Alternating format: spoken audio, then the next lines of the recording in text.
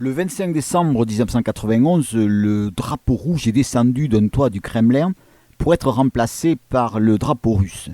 C'est le symbole à la fois de la fin du communisme soviétique et aussi de l'échec d'une tentative de démocratisation du communisme que l'on peut qualifier de gorbatchévisme.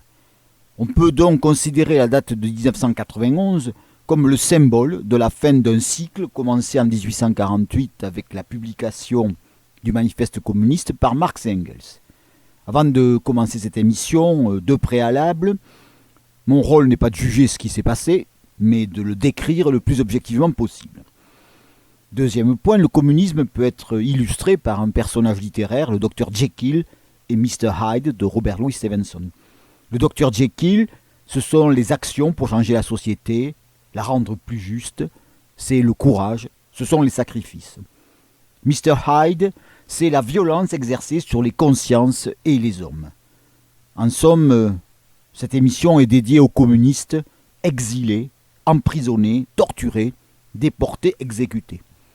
Elle est dédiée aussi à ceux qui ont été exilés, emprisonnés, torturés, exécutés par des communistes.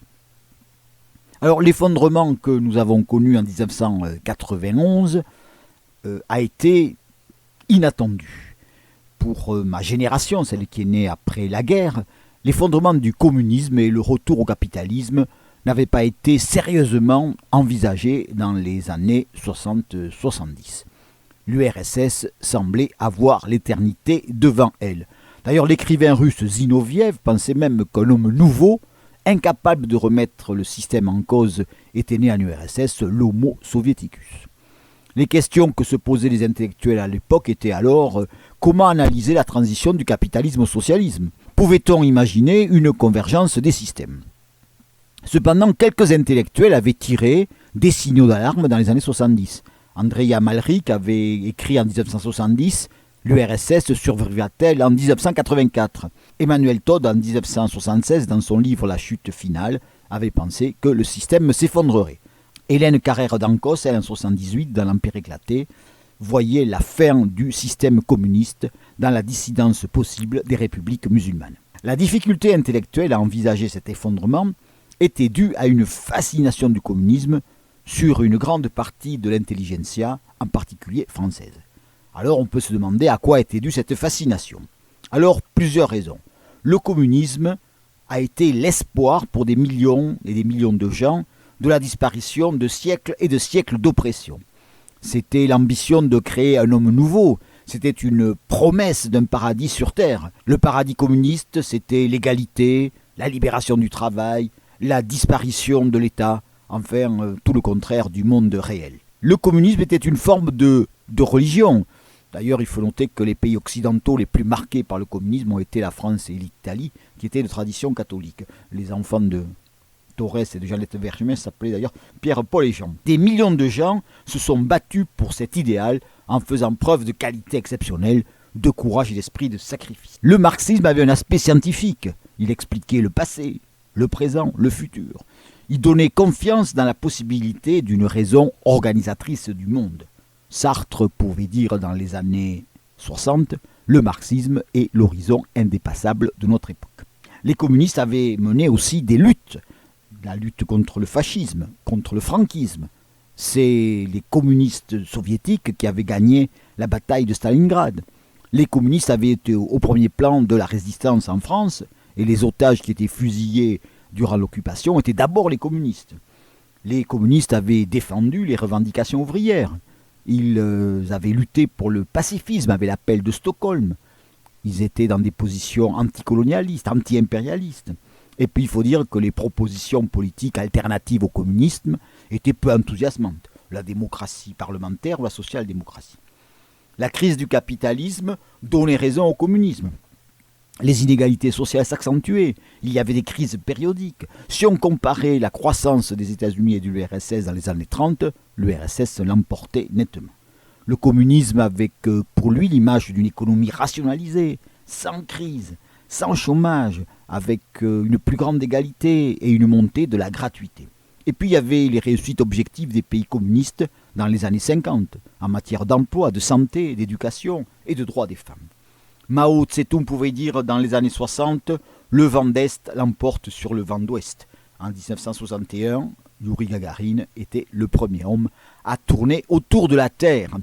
Dans les années 70, l'URSS avait une influence de plus en plus grandissante en Afrique, en Éthiopie, au Mozambique, en Angola. Les communistes étaient maîtres en matière de propagande.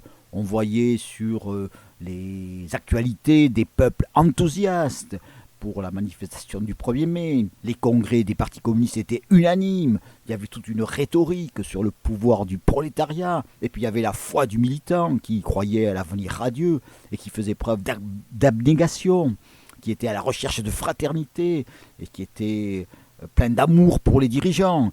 Le militant idéal tel qu'il est décrit par Mao Tse-tung dans la mémoire du docteur Norman Bethune ou Servir le peuple, eh bien c'est l'homme qui est prêt à se sacrifier pour la cause. Et puis lorsque le militant avait des doutes, il y avait des mécanismes de défense. Il ne fallait pas faire le jeu de nos ennemis. On était dans une métaphore de forteresse assiégée. Il ne fallait pas désespérer Billancourt.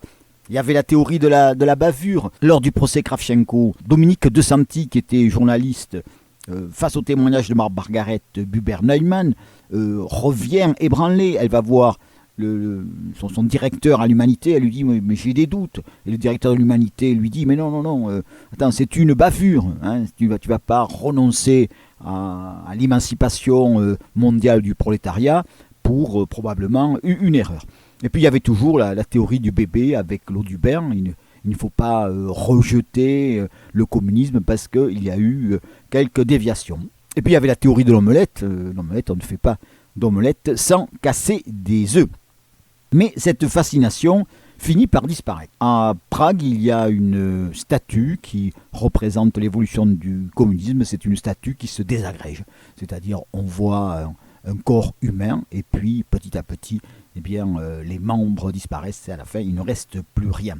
Alors dès les années 20-30, il y a des témoignages hostiles au communisme de la part d'anciens communistes. C'est Boris Souvarine, Anton Chiliga, Panaïtis Strati, Arthur Koestler, ou de gens qui étaient sympathisants et puis qui ont apporté un jugement négatif. C'est le cas d'André Gide. Il y a eu entre les intellectuels et le Parti communiste des moments de rupture, le pacte germano-soviétique, la condamnation de Tito, et puis le rapport Khrouchtchev de 1956, surtout les événements de Hongrie en 1956, de Tchécoslovaquie en 1968, les Boat People qui fuyaient le Vietnam, les livres de Solzhenitsyn, le génocide cambodgien, la Pologne dans les années 80. Le communisme a été une religion qui n'a pas donné ce qu'elle avait promis, le paradis sur terre. La réalité était trop loin de l'utopie. Pour analyser les causes de l'échec du communisme, on peut faire deux parties. Une première partie, ce sont les causes immédiates, et ensuite les causes les plus profondes. Cause immédiate, c'est l'absence d'opposition du Kremlin à des changements dans les maillons faibles de l'Empire soviétique à partir de 1988. Un journaliste anglais a pu dire que la décomposition du système communiste avait duré 10 ans en Pologne, 10 mois en Hongrie, 10 semaines en RDA et 10 jours en Tchécoslovaquie.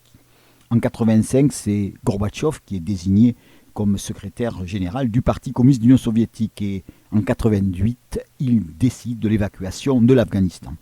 Un certain nombre de dirigeants des pays de l'Est, en particulier Jaruzelski en Pologne, en sont venus à penser que l'URSS n'interviendrait plus, même si les principes fondamentaux du dogme marxiste-léniniste étaient mis en cause dans les pays de la périphérie. En ce qui concerne la Pologne, en 1979, c'est la visite du pape Jean-Paul II. En 1980, la fondation de Solidarność par Wałęsa.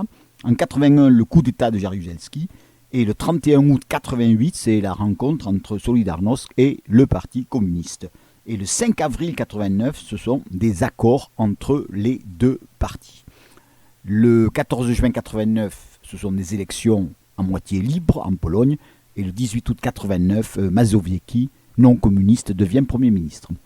En Hongrie, le 23 mai 1988, Kadar, qui est arrivé au pouvoir en 1956 dans les wagons de l'URSS, est évincé du bureau politique. Le 11 février 1989, le multipartisme est accepté par le Parti communiste. Le 8 mai 1989, c'est l'exclusion de Kadar du PC. Le 16 juin, les obsèques solennelles de Imre Nagy, qui avait été exécuté suite aux événements de 1956.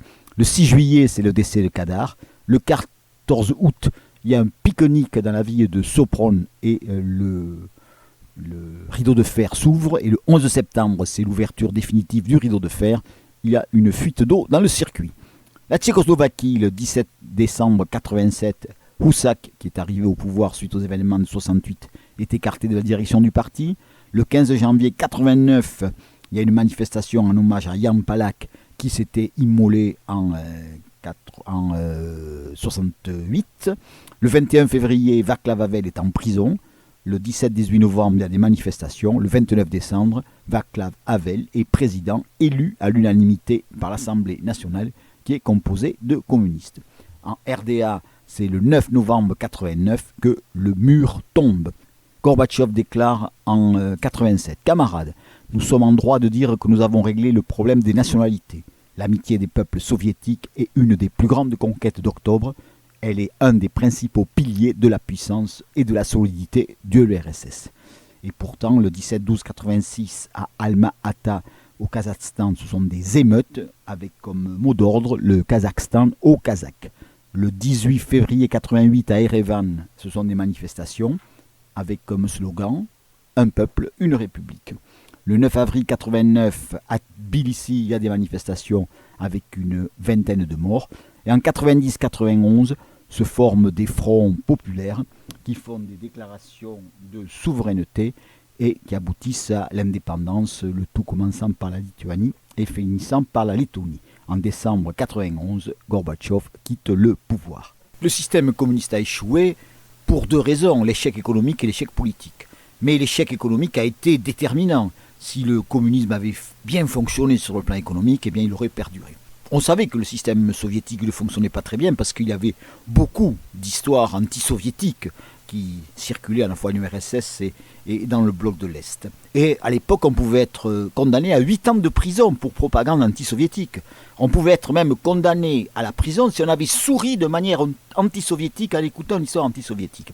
Alors voilà quelques échantillons d'histoire anti-soviétique. Pourquoi sait-on que les Allemands de l'Est n'étaient pas des singes ? Eh bien, ils ont survécu pendant 20 ans sans manger de bananes. Avant la révolution de 1917, la boucherie avait une enseigne. Sur l'enseigne était le nom du propriétaire, Vassili Ivanovitch. Et à l'intérieur, il y avait de la viande.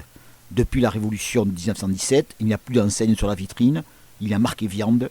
Et à l'intérieur, il y a Vassili Ivanovitch. Dans une réunion de cellules, un militant explique que le communisme s'étendra à la planète entière.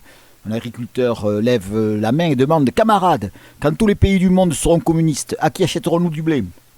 Et enfin, dernière devinette, pourquoi Adam et Ève étaient soviétiques ? Eh bien, ils vivaient au paradis et n'avaient rien à se mettre. Alors il faut rappeler que l'URSS s'était toujours donné comme objectif de dépasser les pays capitalistes. C'était évidemment Staline dans les années 30 et puis Khrouchtchev avait dans les années 50 dit que l'URSS rattraperait les États-Unis en 1970 et que le communisme même serait atteint dans les années 80. La coexistence pacifique, c'était l'idée on va faire mieux que les pays capitalistes sur le plan économique. Le résultat, c'est l'échec. Le communisme avait connu des crises périodiques et puis les taux de croissance à la fin de la période étaient moins élevés que les taux de croissance des pays capitalistes. Le PIB par tête de la RDA en 1989 était 35% de celui de la RFA. Et les prêts occidentaux étaient à la hausse à l'égard des pays communistes. Il faut signaler que la RDA a été achetée entre guillemets, pour 15 milliards de marks. Genscher, qui était ministre des Affaires étrangères de la RFA, dira « Si on nous avait demandé 50, on les aurait donnés ». Alors quelles sont les causes profondes de cet échec ? Eh bien d'abord une sous-estimation par Lénine des contraintes de l'économie. Il voyait l'économie socialiste, communiste comme une poste allemande. Voilà. Et il pensait qu'en gérant l'économie de cette façon-là, eh bien, on aboutirait à la réussite. Les communistes ont toujours analysé les difficultés de l'économie soviétique. Ils savaient qu'il y avait des difficultés. À l'époque stalinienne, on expliquait ça par le sabotage par des espions. Et puis, dans les années 50, on l'expliquait par le retard. On disait en 1917, la Russie était très en retard.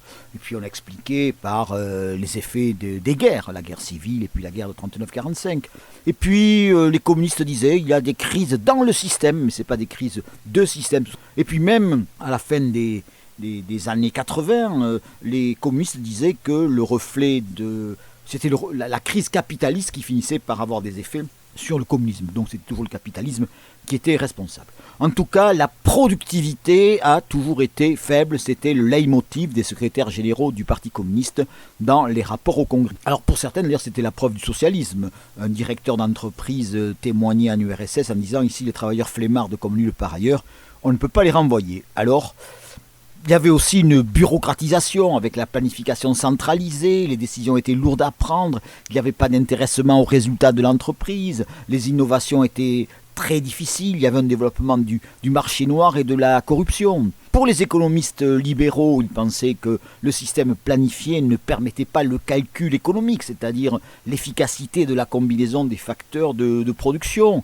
La planification est efficace lorsqu'on ne prend pas en compte les désirs du consommateur pour l'armement, la conquête spatiale, l'industrie lourde, mais la planification ne fonctionne pas dès l'instant où les besoins du consommateur deviennent variés. La propriété collective pour les économistes libéraux, eh bien, c'est une mauvaise chose parce que la propriété privée offre de la sécurité aux agents économiques, elle récompense l'effort personnel, se transmet entre générations. En tout cas, il faut noter que toutes les réformes qui ont été faites dans les pays communistes, que ce soit la réforme Lieberman en URSS, la politique suivie en Yougoslavie, en Hongrie, ont échoué.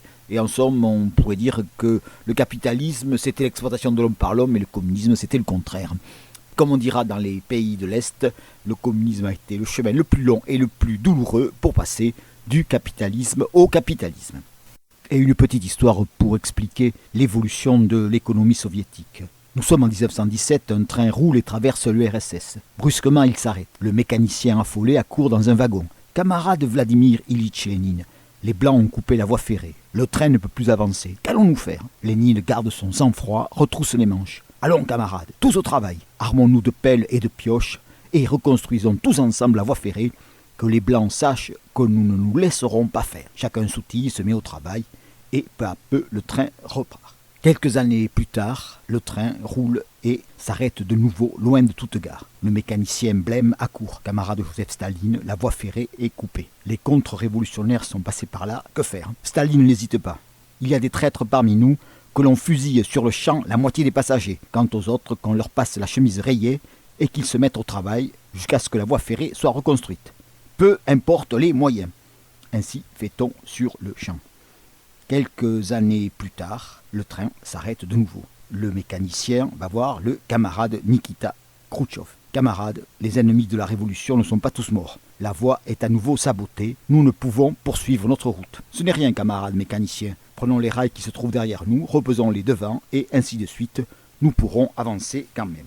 Quelques années plus tard, toujours dans le même train, le train est bloqué. Le mécanicien va voir le camarade Léonid Brejnev. Camarade, vous ne le croirez pas, mais pourtant, je vous assure, c'est vrai, les anti-soviétiques et les impérialistes ont encore recoupé la voie. Que faire ? C'est fort ennuyeux, répond Brejnev, mais on peut s'en sortir. Que l'on baisse les rideaux de tous les compartiments et que l'on secoue de temps en temps les wagons pour que tout le monde ait l'impression que nous avançons. Deuxième cause de l'échec du communisme, l'échec politique. Alors une petite histoire anti-soviétique, un ouvrier français va en URSS, son copain lui dit de lui écrire. Si tu ne peux pas dire la vérité, écris-moi à l'encre rouge, je comprendrai. Il reçoit une lettre à l'encre bleue, dithyrambique sur la vie en URSS, avec un post-scriptum. Il n'y a qu'une chose qui manque à mon bonheur, de l'encre rouge. Alors cet échec il remonte à longtemps, et je crois qu'il remonte à la conception que Lénine avait de la démocratie. Alors Lénine a critiqué la démocratie parlementaire, qui pour lui était un lieu de compromis entre les classes sociales et un lieu de camouflage du pouvoir de la bourgeoisie. La politique, pour lui, c'est la lutte des classes et c'est quasiment une guerre civile. D'ailleurs, il appliquera sa théorie, puisque en 1918, il dissoudra la Constituante. Et par contre, il y a une véritable démocratie, c'est la dictature du prolétariat. Alors, la théorie de la dictature du prolétariat, on la retrouve chez Marx. Chez Marx, le prolétariat libérera l'humanité entière. C'est un aspect prophétique chez Marx. Et dans l'État et la Révolution, écrit en 1917, Lénine reprend le modèle de démocratie prolétarienne tel qu'il est défini par Marx. Il y aura suppression de l'armée et de la police remplacée par le peuple en armes, éligibilité et révocabilité des fonctionnaires et légalisation des salaires. L'idée, c'est que la cuisinière peut diriger l'État. Tout le pouvoir est aux soviets et les soviets assurent la dictature du prolétariat. Dictature du prolétariat qui s'exerce sur les ennemis. Et qui sont ces ennemis? Ce sont ceux qui ont des intérêts économiques et idéologiques contraires aux principes du communisme, c'est-à-dire les propriétaires fonciers, les capitalistes, les rentiers, les professions libérales, les agents économiques liés au fonctionnement du marché. Et puis sur le plan politique, ce sont les libéraux au sens politique, mais aussi les gens qui sont attachés à des traditions nationales ou religieuses, et puis les socialistes, et puis l'extrême gauche. Des ennemis d'ailleurs qui ne sont pas tous des enfants de cœur. Alors ça c'est la théorie du communisme, mais la pratique. La pratique, c'est la dictature au nom du prolétariat, sur le prolétariat, par le Parti communiste. Alors c'est au nom du prolétariat, c'est-à-dire qu'il y a un prolétariat théorique, celui de Marx, celui qui est porteur des intérêts de l'humanité entière, et puis il y a le prolétariat réel. Et Lénine pense que dans le prolétariat réel, eh bien, il y a une existence d'une aristocratie ouvrière qui est pourrie par l'impérialisme. Le prolétariat n'a qu'une conscience syndicaliste, il est infecté par la petite bourgeoisie. Le prolétariat russe, lui, est décimé, il y a une partie qui a été intégrée dans l'appareil étatique. Et il faut noter qu'une partie de la classe ouvrière résiste au bolchevisme dès 1918. Alors c'est donc au nom du prolétariat que la dictature est exercée, mais cette dictature s'exerce sur le prolétariat. Alors il y a la propagande qui dit qu'il y a un pouvoir des soviets, mais en réalité les soviets sont dirigés par le Parti communiste. Le pouvoir ouvrier est refusé dans les entreprises. Il y a des mesures contre ce qu'on appelait l'opposition ouvrière, qui était dirigée par Alexandra Kollontai et qui proposait un véritable pouvoir ouvrier dans les entreprises. Les entreprises sont dirigées par des spécialistes bourgeois. Il y a réintroduction de la hiérarchie des salaires. On utilise les méthodes de la taylorisation. Les syndicats sont étatisés. Il y a création d'un livret de travail. Il y a des pressions exercées sur les chômeurs et des camps de travail pour les réfractaires. Et cette dictature au nom du prolétariat est exercée par le Parti communiste, puisque le prolétariat russe est incapable de réaliser sa tâche historique sans la direction du PC. Donc il faut, selon Lénine, un parti communiste avec une organisation telle qu'elle est définie dans son livre de 1903. Que faire? C'est un parti centralisé, hiérarchisé, organisé de façon militaire avec en somme des officiers, des sous-officiers, des soldats. On interdit les fractions. Et on constate que le pouvoir du Parti communiste est substitué au pouvoir des soviets. C'est Lénine lui-même qui le dit. La domination de la classe ouvrière est dans la Constitution, dans le régime de propriété et dans le fait que c'est nous qui mettons les choses en train. Conclusion de cette partie, eh bien, le lien entre la classe ouvrière et le communisme est un lien problématique.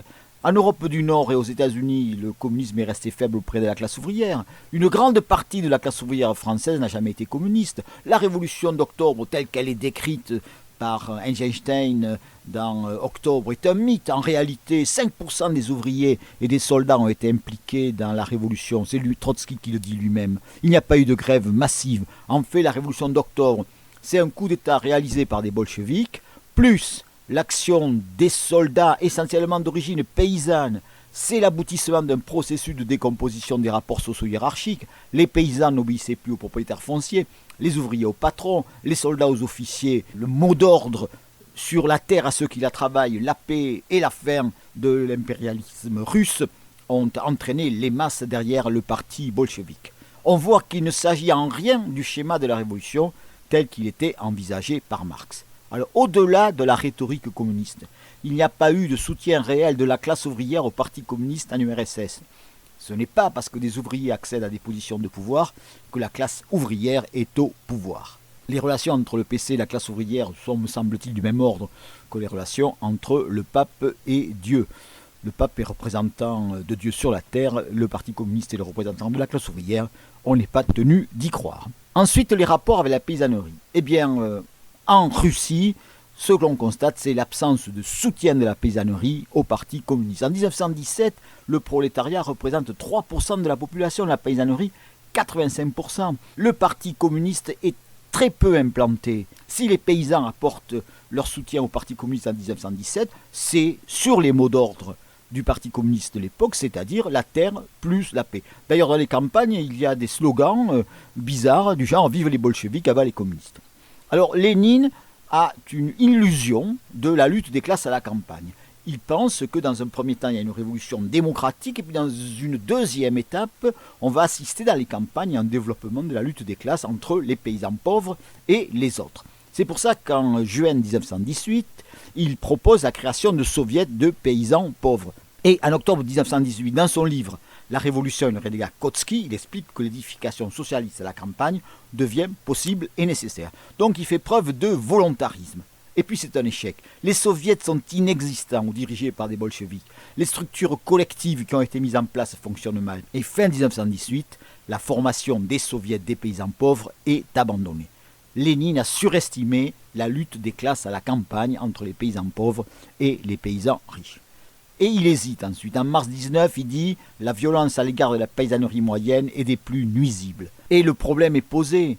Les paysans ont apporté l'appui au parti bolchevique dans l'étape démocratique, mais ensuite la paysannerie sera hostile aux mesures de nature socialiste, la collectivisation, le développement des coopératives, la disparition du marché, la disparition de l'héritage. Ces mesures se heurtaient à l'attachement des paysans à la propriété privée, à la liberté économique et au conservatisme culturel. D'où des réquisitions par la force. En 1920-21, on peut parler de guerre paysanne.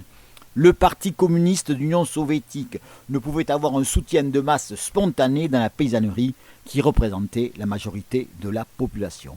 La collectivisation en 1929 se fera en haut par la violence, contrairement à ce qu'avaient préconisé Lénine et Trotsky, mais pouvait-il en être autrement? Trotsky disait lui-même « Le paysan est un petit bourgeois capable de devenir socialiste seulement dans la mesure où il cesse matériellement et spirituellement d'être un paysan. » Ensuite, les rapports avec les intellectuels. L'histoire montre que le Parti communiste de l'Union soviétique, après avoir eu un certain soutien du côté des intellectuels, l'a perdu peu à peu. Dans les années 20, on assiste à une éclosion extraordinaire des mouvements artistiques. Dans les années 30, c'est la glaciation aboutissant à la théorie du réalisme socialiste. Le rapport de Staline avec les intellectuels peut être résumé par l'anecdote suivante. On demande à Staline est-ce qu'on peut publier les œuvres d'Akhmatova, qui était une poétesse oppositionnelle. Réponse de Staline, il n'y a aucun problème, on va la publier. Qu'on a publié en 2 exemplaires, un pour elle et un pour moi. Ainsi, on a un parti communiste qui est apparemment fort, mais faible en réalité. C'est un parti minoritaire. Il représente 10% de la population et les dirigeants représentent 10% des 10%. Le renouvellement est fréquent, il y a des purges. C'est en somme un parti passoire, c'est un parti divisé avec des staliniens, des trotskistes, des inovievistes, des boukhariniens. Et puis dans les années 50-60, des conservateurs néo-staliniens et des réformistes. C'est un parti hésitant. À l'époque d'Hitler ou de Franco, on s'engageait au Parti communiste par idéalisme. Sous le pouvoir communiste, on entre au parti par ambition et par conformisme. En somme, les communistes étaient de plus en plus des pratiquants, mais pas des croyants. À l'intérieur des partis communistes, une grande partie du parti n'y croyait plus. C'était la politique qu'on appelait le clin d'œil. Des journalistes en RDA condamnaient Birman à la radio et dans la presse, et le soir l'écoutaient chez eux. Conclusion, eh bien, il y avait une absence de soutien de masse à l'action du Parti communiste. Une petite histoire anti-bolchevique. Brejnev tombe amoureux d'une danseuse du Bolchoï. Il lui promet de lui accorder la première faveur qu'elle demandera. Elle lui dit « Je veux que tu ouvres les frontières ». Réponse de Brejnev « Ah, timide, tu veux que nous restions seuls ». Donc, sans appui de masse, comment se maintenir au pouvoir? Eh bien, on se maintient au pouvoir par 3 moyens. La propagande, la bureaucratie, la répression et la terreur. La propagande, c'est le contrôle de la presse, ce sont les voyages organisés pour les étrangers. La Pravda, c'était la vérité, les Izvestia, les nouvelles, et comme disaient les soviétiques à l'époque, il n'y a pas de Pravda dans les Izvestia, et pas d'Izvestia dans la Pravda. Lorsqu'on n'a pas de soutien de masse, pour appliquer une politique coercitive, comment fait-on? Eh bien, on crée une bureaucratie. À Budapest, un homme monte dans l'autobus en bousculant d'autres voyageurs. « Pardon, messieurs !» On ne dit pas messieurs, on dit camarades. Mais non, les camarades ne prennent pas l'autobus, ils sont dans les grosses voitures noires. La bureaucratie, en résumé, c'est l'arrogance vis-à-vis des inférieurs et la servilité vis-à-vis des supérieurs.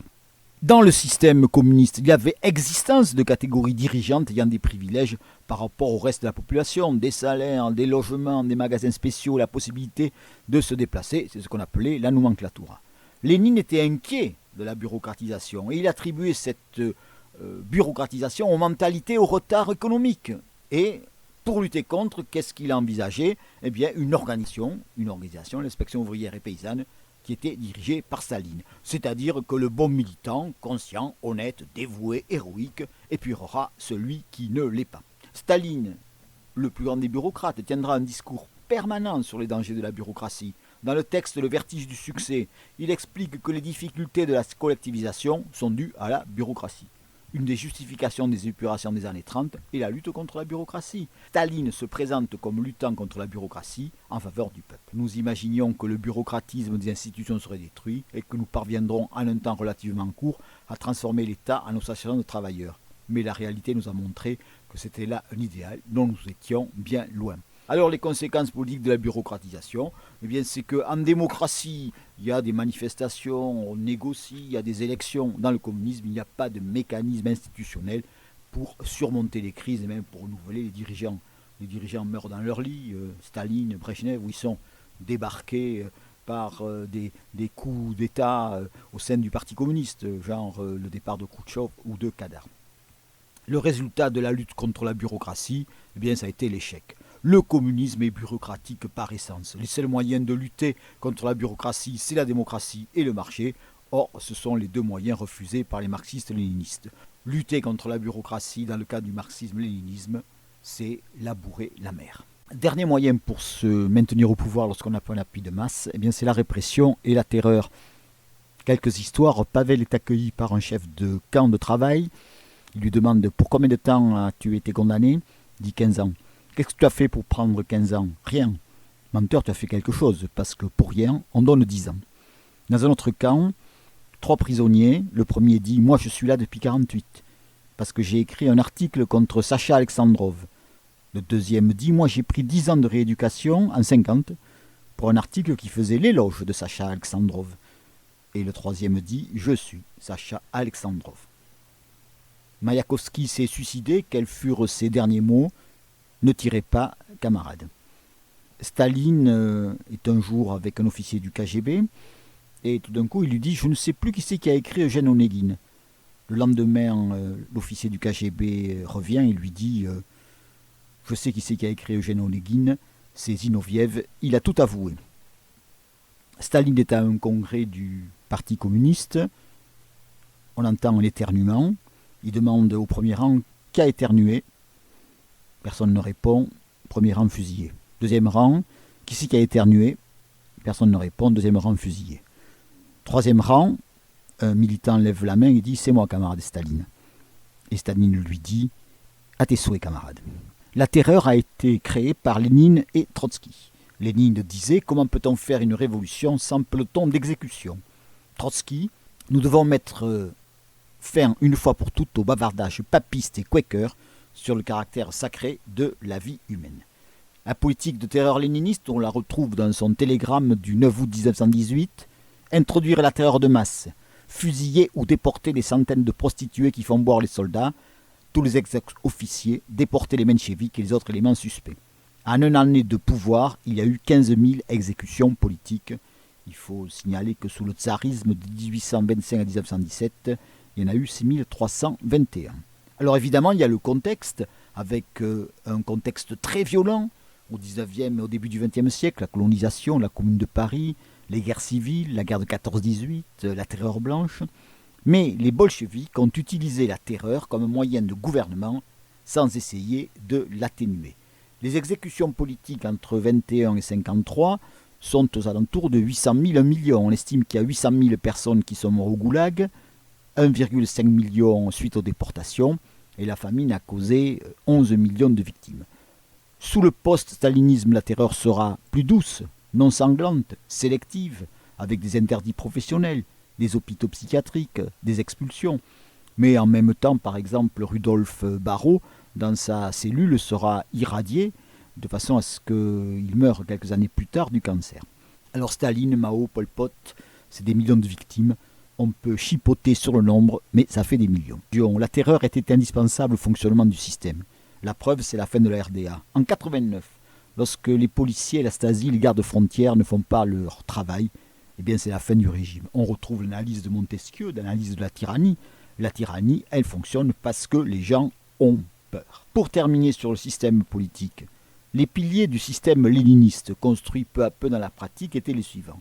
Le marxisme était représenté comme une science et comme la doctrine de l'émancipation du prolétariat, d'où interdiction des autres courants philosophiques. On était en présence d'un marxisme simplifié, dogmatique. La lecture de Marx était contrôlée. Par exemple, les manuscrits de 1844, les textes de Marx sur les modes de production asiatiques n'étaient pas diffusés. La naissance de la contestation du système communiste est née chez des philosophes marxistes. Les communistes voulaient contrôler la culture et même on a assisté à des congrès de musiciens qui planifiaient leur quatuor et leur symphonie. Deuxième idée du léninisme, c'est que le parti communiste est le représentant du prolétariat. Lorsque les communistes sont au pouvoir, eh bien c'est le prolétariat qui est au pouvoir. Et en plus, comme le secrétaire général dirige le parti communiste, eh bien le secrétaire général représente le prolétariat. Et nous avons des chefs exceptionnels et vertueux et le phénomène du culte de la personnalité. Trotsky et Rosa Luxembourg l'avaient dit, le parti communiste se substitue au prolétariat et le secrétaire général finit par se substituer au prolétariat lui-même. Le parti au pouvoir doit être le seul puisque les autres partis sont forcément des partis de la bourgeoisie. Ainsi, le communisme est un despotisme éclairé.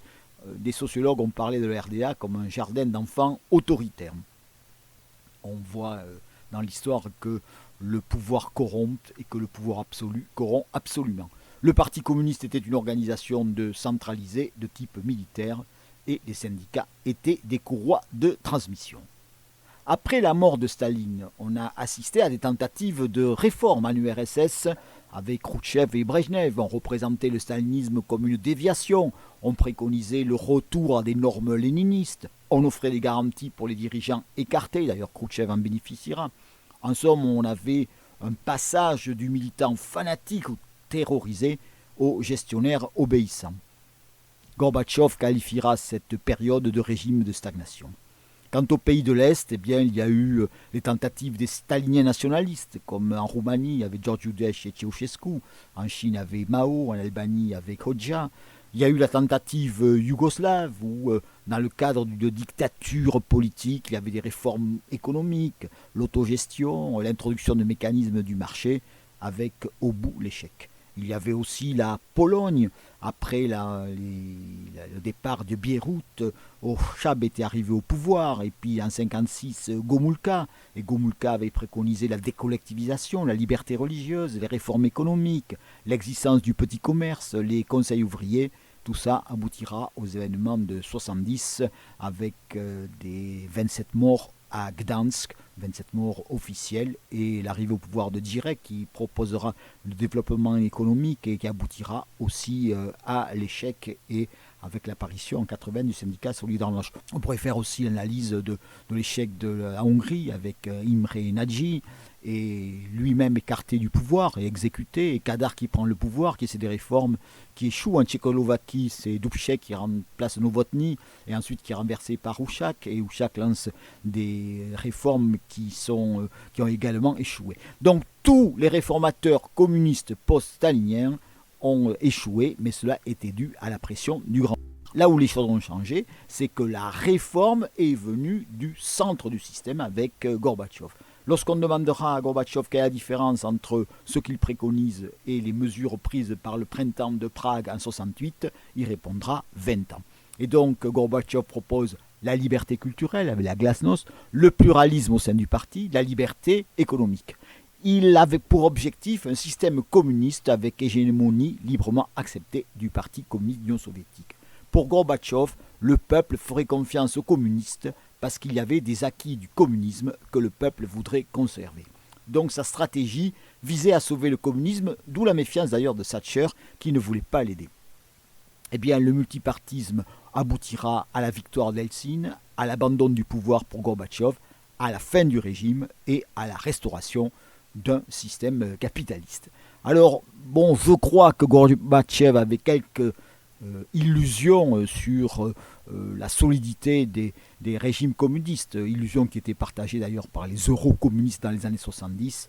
La théorie de l'absence de liberté égale tu meurs sur un corps sain, on disait Si on enlève les tumeurs, eh bien le corps est sain. Eh bien non, les tumeurs témoignaient de la mauvaise santé du corps. Les peuples ont rejeté les acquis du communisme. En somme, on a cassé des œufs pendant 70 ans. Où est l'omelette? Dans les systèmes devenus démocratiques, les peuples ont fait le choix de ne pas soutenir les partis qui se réclamaient du communisme, même d'un communisme rénové. La prise du pouvoir par les communismes s'était faite toujours hors de leur contexte démocratique. En Russie, la guerre de 14, en Chine, la guerre sino-japonaise, en Europe, l'armée rouge, au Vietnam et Cuba, sur des positions anti-impérialistes. Les communistes sont restés au pouvoir dans les systèmes politiques dictatoriaux, la Chine, Corée et Cuba. Cela confirme a posteriori la lucidité de Staline. Le post-communisme nous a montré des surprises, la disparition de l'URSS et de son empire européen, la réunification allemande, l'élargissement de l'Union européenne aux anciens pays communistes et l'appartenance même à l'OTAN, des guerres yougoslaves. Le capitalisme financier a triomphé, il a conquis de nouveaux territoires. Le communisme était un contrepoids au capitalisme, sa disparition a entraîné un rapport de force favorable aux capitalistes et donc à la privatisation, à la liberté de circulation des capitaux. Quant au peuple des ex-pays communistes, ils ont connu la déception. Après 1989, ils pensaient garder les avantages du communisme, la stabilité de l'emploi, le plein emploi, les avantages sociaux, plus les avantages du capitalisme, le niveau de vie et les libertés. Ils pensaient que la synthèse de la salade et du radis permettrait d'obtenir le haut de la salade et le bas du radis.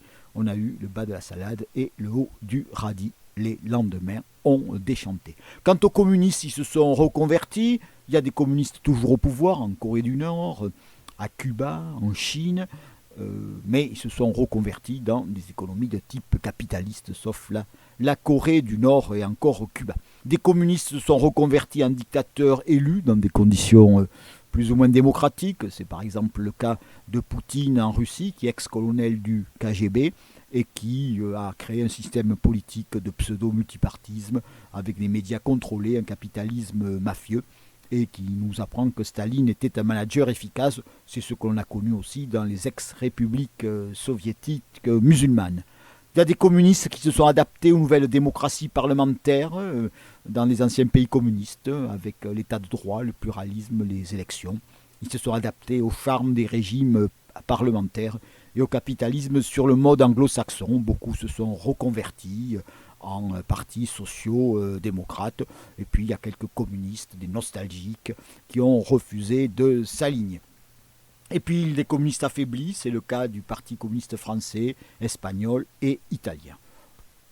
Conclusion, l'avenir du communisme, si c'est la mise en commun à l'échelon local, régional, national et mondial de certains biens de production, la recherche d'une plus grande égalité, le communisme a un avenir. Si le communisme se confond avec ce qu'a été le marxisme-léninisme, la réponse est non. Une petite histoire pour terminer, c'est un congrès de tous les communistes de l'histoire. Il y a Lénine, Staline, Mao. Marx arrive et leur demande « Est-ce que je peux prendre la parole ?» Évidemment, on lui dit « Mais oui, mais oui ». Il monte à la tribune et Marx dit « Prolétaires de tous les pays, excusez-moi ».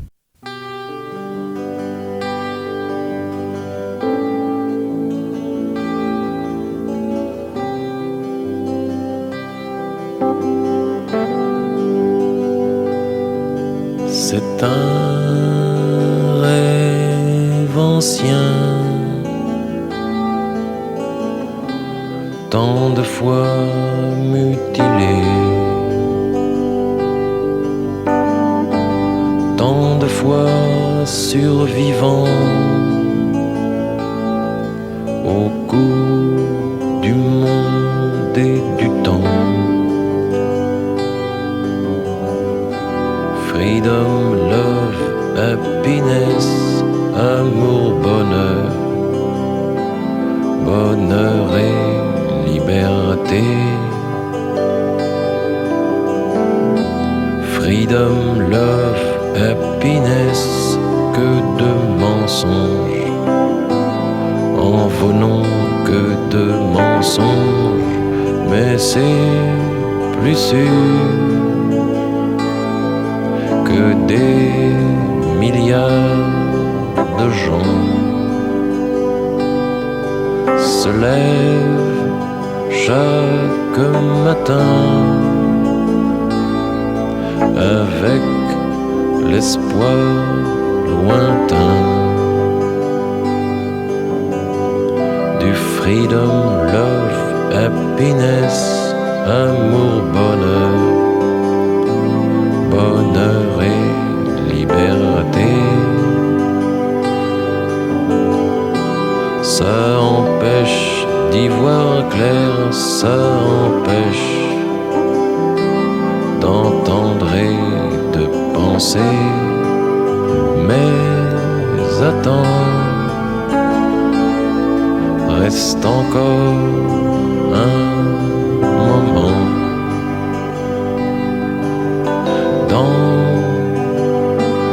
dans tes yeux, sur ta bouche, sur ton cœur. Je viens de faire un rêve, un vieux rêve, tant de fois mutilé. Je viens de faire un rêve, un vieux rêve de bonheur.